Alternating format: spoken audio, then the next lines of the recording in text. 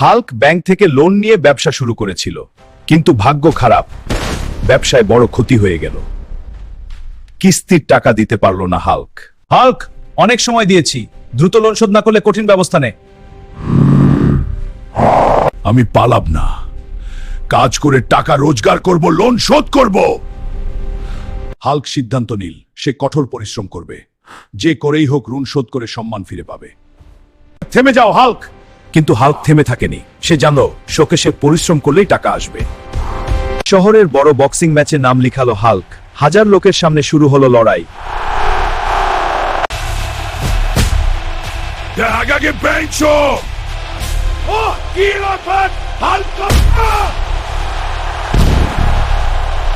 Loan শোধ করব।